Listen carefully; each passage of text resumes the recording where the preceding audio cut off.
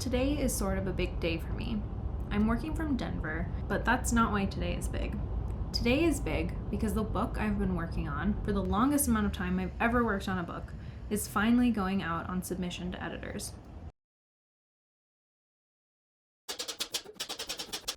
I started the very first version of this book when I was a teenager, so between 15 and 13 years later, this book, which is a young adult graphic novel, is finally in the final form it needs to be to go out on submission. My agent is the one taking it out on submission, and she and I have been working on this book for 2.5 years together to get it to this point. Before that, though, I worked on this book for a long time.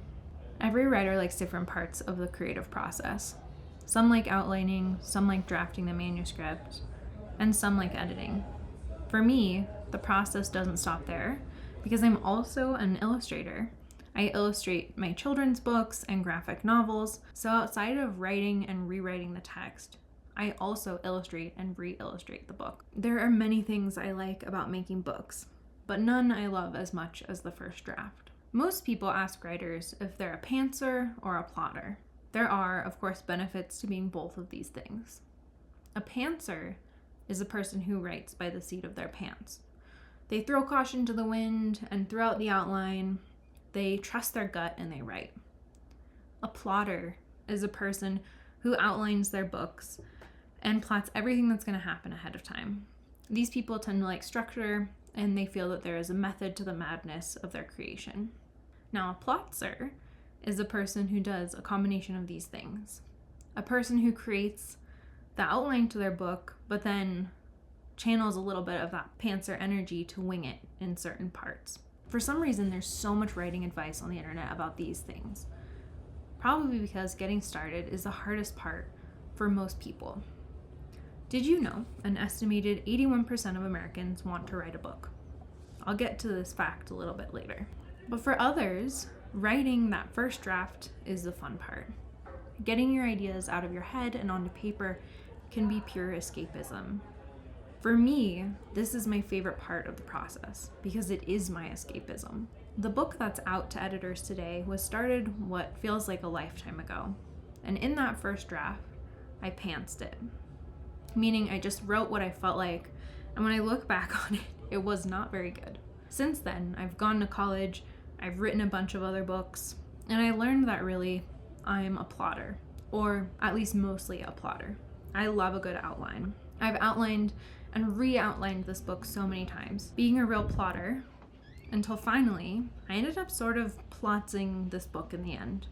At first it was pantsed, then it was plotted, and then through many rounds of edits, it turned into sort of a combination of the both. When I was done writing at Huck, I ended up going to get some lunch at Just Be Kitchen, which is a 100% gluten-free restaurant near downtown Denver. First drafts usually suck. For some, they suck to make because they are a hard part of the process. For others, they suck because you just have to get that draft out, messes and all. And really, thank goodness for that, because there's only room to improve from a first draft. How does a book improve, you might ask? Editing, of course. Then lots and lots of rewriting. Rewriting can range from fixing typos and grammatically incorrect sentences to scraping what you've written entirely and re-envisioning it from stage 0 for a second time. Writing a book from scratch for a second time sucks. I've done that before.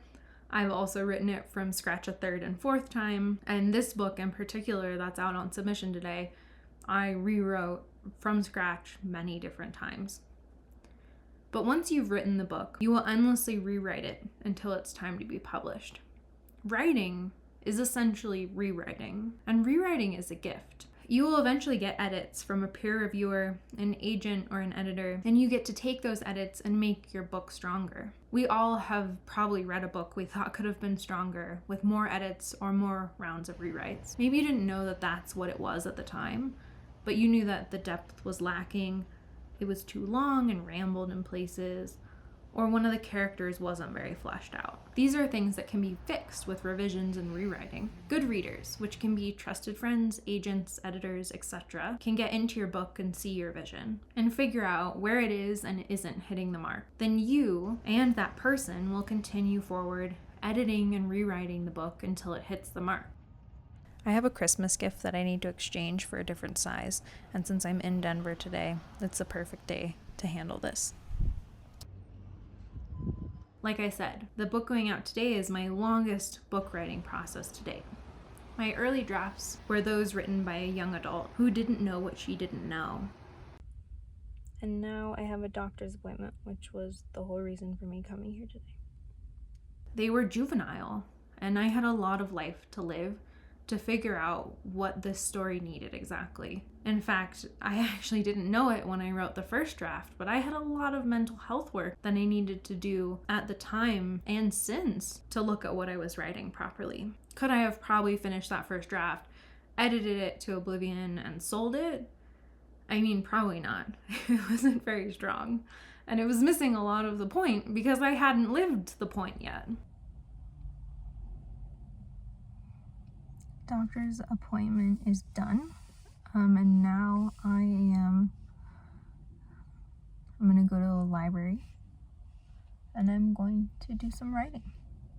I was thinking about how I could go to like a co-working space or another cafe. Our world has done such a good job of eradicating like third spaces. Libraries are free. Libraries have amenities that you can use. And it makes sense to me if I don't want to spend money to go to a library.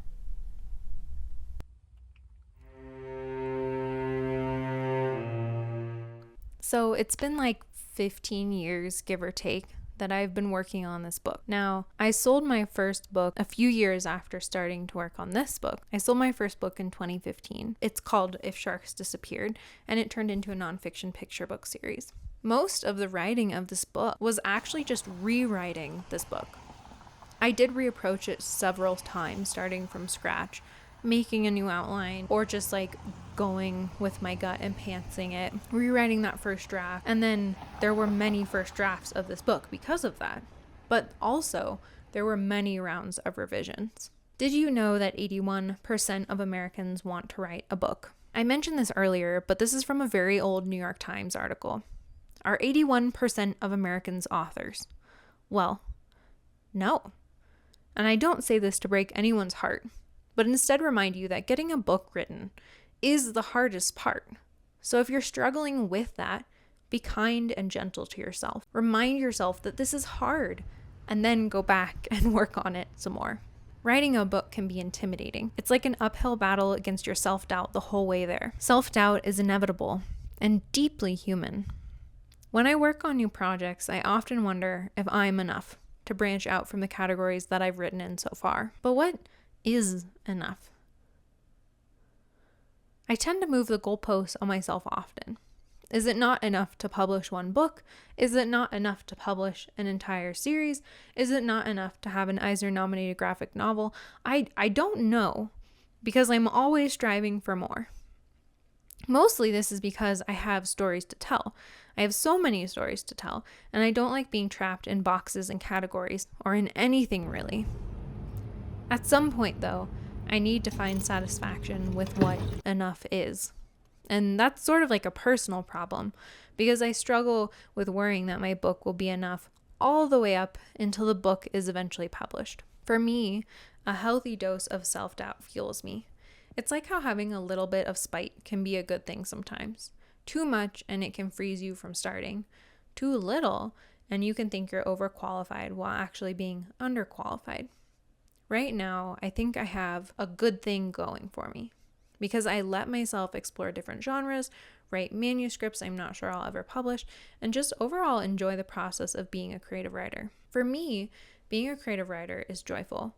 I love it so much, and like I mentioned earlier, the stories just kind of pour out of me in a lot of ways, and it's like escapism.